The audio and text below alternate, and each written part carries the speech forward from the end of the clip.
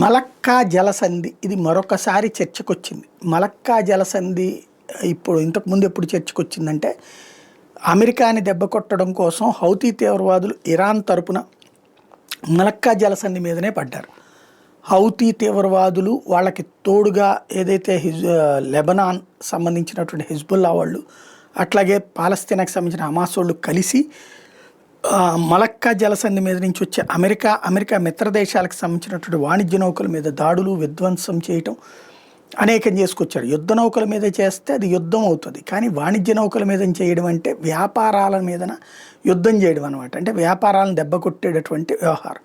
ఇప్పుడు సింగపూర్ ప్రధానమంత్రి భారతదేశానికి వచ్చిన సందర్భంగా ఈ హౌతీ లాంటి వాళ్ళతో వాళ్ళు టైఅప్ పెట్టుకుని కొంత డబ్బులు వాళ్ళకి చెల్లించేలా చేసి అక్కడ గొడవలు లేకుండా, అంటే వీళ్ళతో టైఅప్ అయినటువంటి దేశాలతోకి సంబంధించినవి మాత్రం మలక్కా జలసంధి నుంచి రవాణాకి అడ్డు లేకుండా ఏర్పాట్లు చేస్తారనమాట. అంటే ఓ రకంగా కప్పం కడతారు ఆ తీవ్రవాదులకి.